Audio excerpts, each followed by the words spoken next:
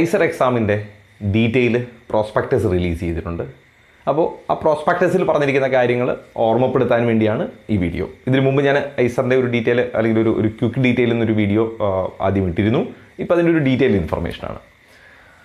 അപ്പോൾ IISER 2024 IISER എക്സാമിൻ്റെ ഡീറ്റെയിലാണ്.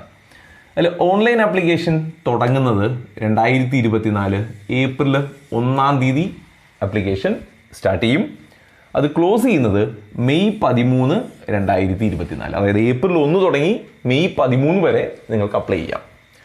Apply ചെയ്യേണ്ട സൈറ്റ് iceradmission.in എന്നുള്ള സൈറ്റിലാണ് നിങ്ങൾ അപ്ലൈ ചെയ്യേണ്ടത്.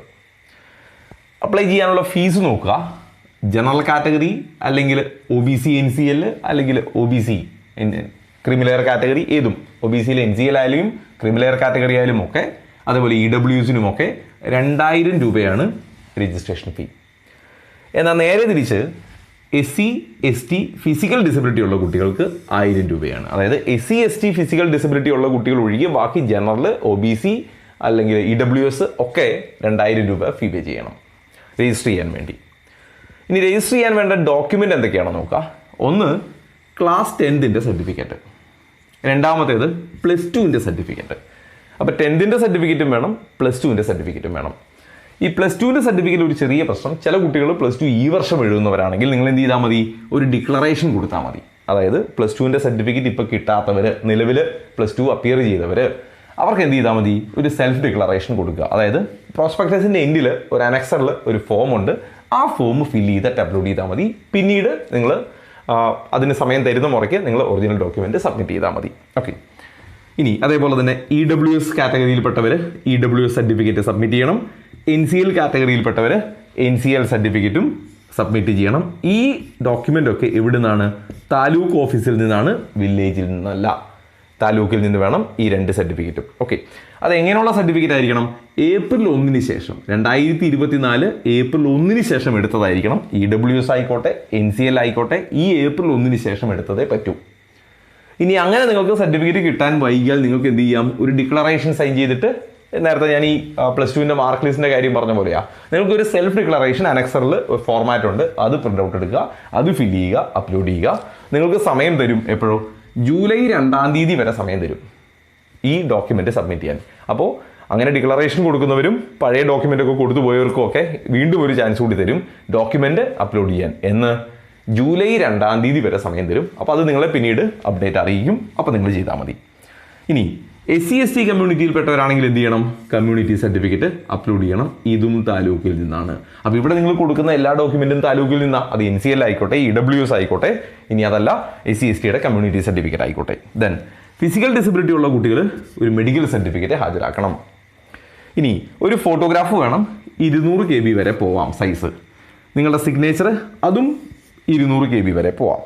നിങ്ങളുടെ ഒരു വാലിഡ് ID പ്രൂഫ്, ആധാർ പോലെ ഒരു ID പ്രൂഫ്, നീറ്റ് അപ്ലൈ ചെയ്തുകൊണ്ട് നിങ്ങൾക്കറിയാം, അത് അപ്ലോഡ് ചെയ്യണം. 200 KB തുടങ്ങി 1 MB വരെ സൈസ് പോവാം. അതേപോലെ മുമ്പ് നമ്മൾ പറഞ്ഞ EWS, NCL, SC ST certificate, disability certificate, ഇതൊക്കെ ഇങ്ങനെയുള്ള എല്ലാ റിസർവേഷൻ സർട്ടിഫിക്കറ്റും 200 KB തുടങ്ങി 1 MB വരെ സൈസ് പോവാം. പിന്നെ 10ൻ്റെ സർട്ടിഫിക്കറ്റ്, +2ൻ്റെ സർട്ടിഫിക്കറ്റ്, ഫിസിക്കൽ ഡിസബിലിറ്റി ഞാൻ ഓൾറെഡി പറഞ്ഞു, ഇതും എന്തുവരെ പോവാം? 200 to 1 MB പോവാം. ഇതിനൊക്കെ ഒരേ സൈസാണ് പറഞ്ഞിരിക്കുന്നത്. ഓക്കെ. അപ്പോൾ ആ ഡോക്യുമെൻറ്റുകൾ, അപ്പോൾ എന്തൊക്കെ ഡോക്യുമെൻ്റ് വേണമെന്ന് പറഞ്ഞു, എങ്ങനെയാണ് രജിസ്റ്റർ അല്ലെങ്കിൽ ഡേറ്റ് പറഞ്ഞു, ഏത് സൈറ്റാണെന്ന് പറഞ്ഞു, ഫീ പറഞ്ഞു, എന്തൊക്കെ ഡോക്യുമെൻ്റ് വേണമെന്ന് പറഞ്ഞു. ഇനി ഈ അപ്ലിക്കേഷൻ എല്ലാം കംപ്ലീറ്റ് ചെയ്തതിന് ശേഷം നിങ്ങൾക്ക് കറക്ഷൻ ഫെസിലിറ്റീസ് ഉണ്ടാവും. ആ കറക്ഷൻ ഫെസിലിറ്റീസ് മെയ് 16 തുടങ്ങി മെയ് 17 വരെ 2 ദിവസത്തേക്ക് നിങ്ങൾക്ക് കറക്ഷൻ തരും. ഇതിൽ ചിലപ്പോൾ ചേഞ്ചൊക്കെ വരാം. അപ്പോൾ ഞാനത് കമ്മ്യൂണിറ്റിയിൽ പോസ്റ്റ് ചെയ്യാം. ഓക്കെ. ഇനി IISER aptitude test. IISER aptitude test എന്നാണ് നടക്കുക എന്ന് വെച്ചാൽ ജൂൺ 9 നടക്കുക. എങ്ങനെ? CBT, കമ്പ്യൂട്ടർ ബേസ്ഡ് ടെസ്റ്റാണ്. പെൻ ആൻഡ് പേപ്പർ അല്ല, CBT ആണ്. നിങ്ങൾക്കൊരു എക്സാമിന് 60 ക്വസ്റ്റ്യൻ ഉണ്ടാവും. ഒരു സബ്ജക്റ്റിൽ നിന്ന് 15 ക്വസ്റ്റ്യൻ, ഫിസിക്സിൽ നിന്ന് 15 ക്വസ്റ്റ്യൻ, കെമിസ്ട്രിയിൽ നിന്ന് 15 ക്വസ്റ്റ്യൻ, ബയോളജിയിൽ നിന്നും മാത്സിൽ നിന്നും ഒക്കെ 15 വീതം. അങ്ങനെ ആകെ 60 ക്വസ്റ്റ്യൻ ഉണ്ടാവും. നിങ്ങൾക്ക് എക്സാം എഴുതാൻ 180 മിനിറ്റും ഉണ്ടാവും. നിങ്ങളുടെ ഓരോ ശരി ഉത്തരത്തിനും നിങ്ങൾക്ക് 4 മാർക്ക് കിട്ടും. ഓരോ തെറ്റുത്തരത്തിനും -1 ഉണ്ടാവും. ഏത് സിലബസിലാണ്? റിവൈസ്ഡ് NCERT, അതായത് ഡിലീഷനൊക്കെ കഴിഞ്ഞതിന് ശേഷം ഒരു കുറേ ചാപ്റ്ററൊക്കെ ഡിലീറ്റ് ചെയ്ത് പോയിട്ടുണ്ടല്ലോ, അപ്പോൾ അതൊക്കെ ഒഴിവാക്കിയതിന് ശേഷമുള്ള അപ്ഡേറ്റഡ് NCERT പ്രകാരമാണ് എക്സാം നടക്കുക. അപ്പോൾ ഞാനിപ്പോൾ പറഞ്ഞത് മുഴുവൻ അപ്ലൈ ചെയ്യുന്നതും എക്സാമുമായിട്ട് ബന്ധപ്പെട്ട കാര്യങ്ങളാണ്. ഇനി ഏതൊക്കെ ഐസറാണ്, ഏതൊക്കെ കോഴ്സാണെന്ന് കൂടി ഓർമ്മിപ്പിക്കാം. ഇനി അതിലെ എലിജിബിലിറ്റി നോക്കാം. എലിജിബിലിറ്റി പറഞ്ഞിരിക്കുന്നത് +2 പാസ്സായിരിക്കണം. എപ്പോൾ? 2022 പാസ്സായ കുട്ടിക്ക് അപേക്ഷിക്കാം, 23 പാസ്സായ കുട്ടിക്ക് അപേക്ഷിക്കാം, 24 അപ്പിയർ ചെയ്യുന്ന കുട്ടിക്കും അപേക്ഷിക്കാം. അപ്പോൾ 2022 pass out, 23 pass out, 24 appearing, ഈ 3 കാറ്റഗറി അല്ലെങ്കിൽ ഈ 3 വർഷക്കാർക്കും അപേക്ഷിക്കാം. അതിൽ SC ST ഫിസിക്കൽ ഡിസബിലിറ്റി ഉള്ള കുട്ടികൾക്ക് 55% മാർക്ക് +2 അതായത് +2ൻ്റെ ഫൈനൽ ഇയർ, +1 +2 ചേർത്തിട്ടല്ല, +2 അഗ്രിഗേറ്റ് എല്ലാത്തിനൂടെ ചേർത്ത് 55% മാർക്ക് ഉണ്ടാവണം. ബാക്കി എല്ലാ കാറ്റഗറിക്കും 60% അഗ്രിഗേറ്റ് മാർക്ക്, ടോട്ടൽ മാർക്ക് ഉണ്ടാവണം +2 മാത്രം. ഓക്കെ, ഇനി ഒരു കാര്യം ശ്രദ്ധിക്കുക, ഈ ഐസറിലേക്ക്, ഈ 7 ഐസറിലേക്കുമുള്ള, ഇവിടെ ഞാൻ ആ ലിസ്റ്റ് എഴുതിയിട്ടുണ്ട്, ഈ 7 ഐസറിലേക്കുമുള്ള അഡ്മിഷൻ IAT അതായത് ഐസർ ആപ്റ്റിറ്റ്യൂഡ് ടെസ്റ്റ് വഴി മാത്രമാണ്. വേറെ ഒരു വഴിക്കും അപ്ലിക്കേഷൻ അല്ലെങ്കിൽ അഡ്മിഷൻ ഉണ്ടാവില്ല. ഇതുവഴി മാത്രമാണ് അഡ്മിഷൻ എടുക്കുക, അതും ശ്രദ്ധിക്കുക. ഇത് എഴുതിയാലേ ഐസർ അഡ്മിഷൻ കിട്ടൂ. റിസർവേഷൻ ക്രൈറ്റീരിയ നോക്കുക.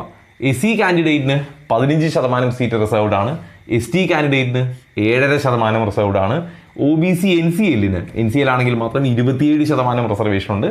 ഫിസിക്കൽ ഡിസബിലിറ്റിക്ക് സൂപ്പർ ന്യൂമററി ആയിട്ട്, അതായത് ഓരോ കാറ്റഗറിയിലും 5% വീതമുണ്ട്. EWSന് 10% റിസർവേഷൻ ഉണ്ട്. ഇനി കോഴ്സസ് നോക്കുക. BSMS ഇൻ്റഗ്രേറ്റഡ് ആണ്. BSMS കോഴ്സുകൾ അല്ലെങ്കിൽ BSMS കോഴ്സ് ഈ എല്ലാ എയിംസിലും പ്രൊവൈഡ് ചെയ്യുന്നുണ്ട്. സീറ്റിൻ്റെ എണ്ണവും ഞാൻ പറഞ്ഞിട്ടുണ്ട്. ഐസർ ബെറാമ്പൂറിൽ 180 സീറ്റ് ആണെങ്കിൽ ഭോപ്പാലിൽ 255 സീറ്റ്, കൊൽക്കത്തയിൽ 250 സീറ്റ്, മൊഹാലിയിൽ 250 സീറ്റ്, പൂനെയിൽ 288 സീറ്റ്, തിരുപ്പതിയിൽ 275 സീറ്റ്, തിരുവനന്തപുരത്ത് 320 സീറ്റ്, അങ്ങനെ 1818 സീറ്റുണ്ട്. ഇനി BS കോഴ്സ് മാത്രമായിട്ട്, BSMS അല്ല, BS കോഴ്സ് മാത്രം ഭോപ്പാലിൽ 2 സ്ട്രീമുണ്ട്. ഒന്ന് engineering science 84 സീറ്റുണ്ട്, 2 economic science 31 seat, അങ്ങനെ 115 സീറ്റ്. ഇത് കൂടാതെ ഭോപ്പാലിൽ എഞ്ചിനീയറിംഗ് സയൻസിനും ഇക്കണോമിക് സയൻസിനുമായിട്ട് BS കോഴ്സിനും അവൈലബിൾ ആണ്. ഇതിനെല്ലാം ഐസർ ആപ്റ്റിറ്റ്യൂഡ് ടെസ്റ്റാണ്. അപ്പോൾ ഞാൻ ഓൾമോസ്റ്റ് അവരുടെ പ്രോസ്പെക്ടസിൽ പറഞ്ഞിരിക്കുന്ന മെയിൻ കാര്യങ്ങൾ, ഇപ്പോൾ അതിനുശേഷം എക്സാമുമായിട്ട് ബന്ധപ്പെട്ട കാര്യങ്ങളും അലോട്ട്മെൻറ്റുമായിട്ട് ബന്ധപ്പെട്ട കാര്യങ്ങളും ഒക്കെ പ്രോസ്പെക്ടസിൽ പറഞ്ഞിട്ടുണ്ട്. അപ്പോൾ അതിൻ്റെ ഡീറ്റെയിൽ നമ്മൾ എക്സാമിന് ശേഷം, റിസൾട്ട് വന്നതിന് ശേഷം എപ്പോഴാണോ അവരുടെ അലോട്ട്മെൻറ്റ് പ്രോസസ്സ് തുടങ്ങുന്നത് ആ സമയത്ത് നമുക്ക് അഡ്മിഷനുമായിട്ട് ബന്ധപ്പെട്ട കാര്യങ്ങളിലേക്ക് വരാം.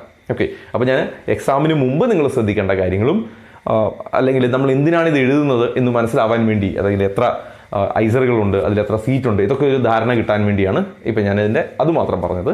എക്സാമുമായിട്ട് ബന്ധപ്പെട്ട കാര്യങ്ങൾ വരെ എത്തിച്ചിട്ടുള്ളൂ. അലോട്ട്മെൻറ്റിൻ്റേത് വേറൊരു വീഡിയോയിൽ ആ സമയത്ത് എത്തിക്കാം.